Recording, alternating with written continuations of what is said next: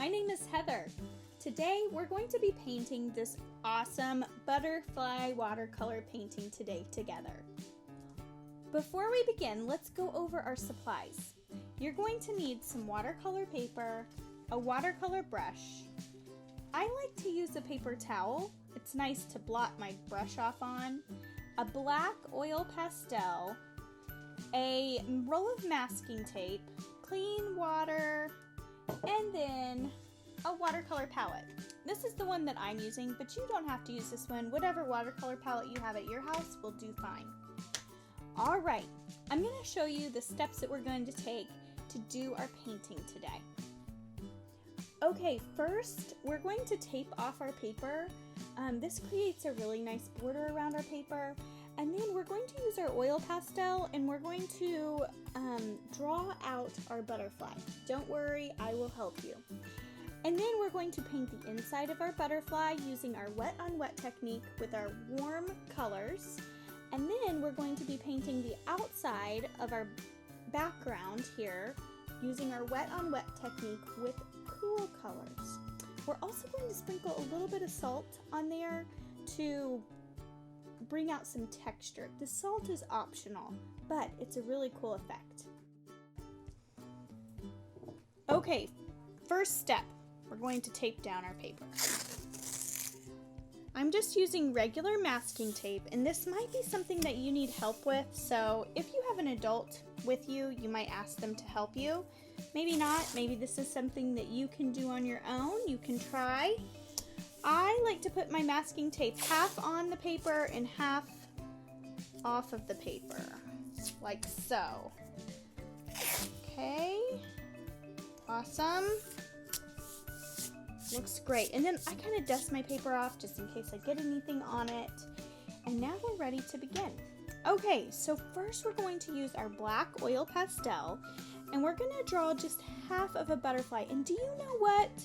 Today I found a monarch caterpillar. So it's actually, you know what? I found 3 monarch caterpillars. It must be monarch season here. And that's the butterfly we're going to draw today is a monarch. They have their really cool yellow and orange and black wings. Okay, so I'm going to draw the head, and the head is just kind of a half of a circle. Because remember, we're drawing a half of a butterfly, okay? So I'm going to go just a little bit above, maybe the middle of my paper, a little bit above that, and I'm going to draw a half of a circle. Then I'm going to come out and I'm just going to draw kind of like an M, or lips, or just a little bit of a V there, and this is going to be its body. I'm going to color that in. This is going to be half of the monarch's body, okay? I always like to add a really fun antenna. I kind of make it a little bit thicker, like that. All right, now we are ready to draw our wings. Now our wings, let me show you our wings here. Do you see how this kind of looks like the shape of a heart? That's what we're going to draw. And then we're going to draw kind of a second heart down here. So just really think of a shape of a heart, except for over here, we don't have a point, do we? We kind of stop there at the butterfly's body. So I'm going to come out here and I'm just going to draw kind of the shape of a heart, like so. And then I'm going to come out maybe like the length of my pinky finger, and I'm gonna come and I'm gonna do the same thing down there. Awesome! I have a wing. Looks great. Now I'm gonna draw some veins. I'm gonna come out, maybe do a little vein up there. And honestly, I don't have any rhyme or reason to these veins. I just kind of do what feels right, I guess.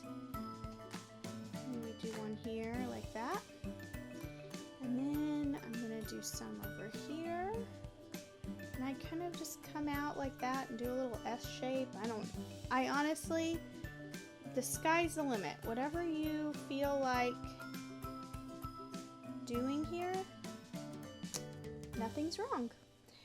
Every butterfly has a different veins. Did you know that too? It's kind of like a fingerprint. Okay, our butterfly is drawn. Now we are going to watercolor our butterfly. First, we're going to dip our brush in our water and get our brush really good and wet.